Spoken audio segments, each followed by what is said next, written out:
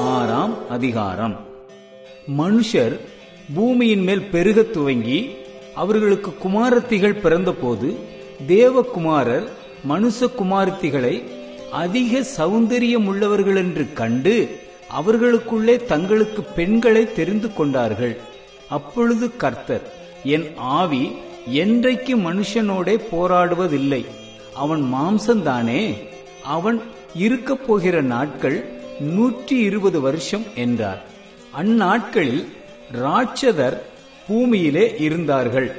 பின்பு தேவகுமாரர் மனுஷகுமாரத்திகளோட கூடுகிறதினால் இவர்கள் அவர்களுக்கு பிள்ளைகளை பெற்றபோது இவர்களும் பூர்வத்தில் பேறு பெற்ற மனுஷராகிய பலவான்களானார்கள். மனுஷனுடைய அக்கிரமம் பூமியிலே பெருகினது என்றும் அவன் இருதயத்து நினைவுகளின் தோற்றமெல்லாம் நித்தமும் பொல்லாததே என்றும் கர்த்தர் கண்டு தாம் பூமியிலே மனுஷனை உண்டாக்கினதற்காக கர்த்தர் மனஸ்தாபப்பட்டார். அது அவர் இருதயத்துக்கு விசனமாயிருந்தது. அப்பொழுது கர்த்தர், நான் சிருஷ்டித்த மனுஷனை பூமியின் மேல் வைக்காமல் மனுஷன் முதல் கொண்டு மிருகங்கள், ஊரும் பிராணிகள், ஆகாயத்து பறவைகள் பரியந்தமும் உண்டாயிருக்கிறவைகளை நிக்கிரம் பண்ணுவேன். நான் அவர்களை உண்டாக்கினது எனக்கு மனஸ்தாபமாயிருக்கிறது என்றார். நோவாவுக்கோ கர்த்தருடைய கண்களில் கிருபை கிடைத்தது. நோவாவின் வம்ச வரலாறு. நோவா தன் காலத்தில் இருந்தவர்களுக்குள்ளே நீதிமானும் உத்தமனுமாயிருந்தான். நோவா தேவனோடே சஞ்சரித்துக் கொண்டிருந்தான். நோவா சேம், காம், யாப்பேத் என்னும் 3 குமாரரை பெற்றான். பூமியானது தேவனுக்கு முன்பாக சீர்கெட்டதாயிருந்தது. பூமி கொடுமையினால் நிறைந்திருந்தது. தேவன் பூமியை பார்த்தார். இதோ அது சீர்கெட்டதாயிருந்தது. மாம்சமான யாவரும் பூமியின் மேல் தங்கள் வழியை கெடுத்துக் கொண்டிருந்தார்கள். அப்பொழுது தேவன் நோவாவை நோக்கி, மாம்சமான யாவரின் முடிவும் எனக்கு முன்பாக வந்தது. அவர்களாலே பூமி கொடுமையினால் நிறைந்தது. நான் அவர்களை பூமியோடும் கூட அழித்து போடுவேன். நீ கொப்பேர் மரத்தால் உனக்கு ஒரு பேழையை உண்டாக்கு.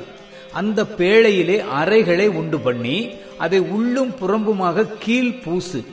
நீ அதை பண்ண வேண்டிய விதம் என்னவென்றால், பேழையின் நீளம் 300 முழமும் அதன் அகலம் 50 முழமும் அதன் உயரம் 30 முழமுமாய் இருக்க வேண்டும்.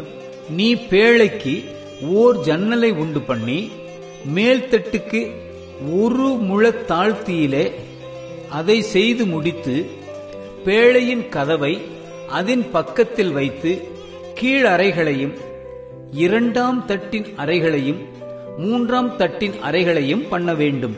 வானத்தின் கீழே ஜீவ சுவாசமுள்ள சகல மாம்ச ஜந்துக்களையும் அழிக்க நான் பூமியின் மேல் ஜல பிரளயத்தை வரப்பண்ணுவேன். பூமியிலுள்ள யாவும் மாண்டு போம். ஆனாலும் உன்னுடனே என் உடன்படிக்கையை ஏற்படுத்துவேன்.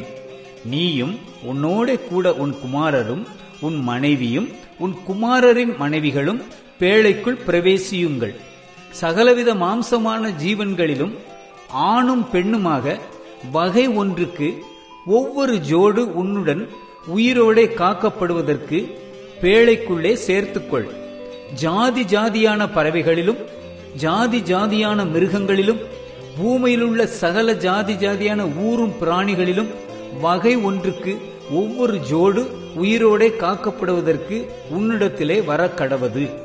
உனக்கும் அவைகளுக்கும் ஆகாரமாக சகலவித போஜன பதார்த்தங்களையும் சேர்த்து உன்னிடத்தில் வைத்துக்கொள் என்றார்.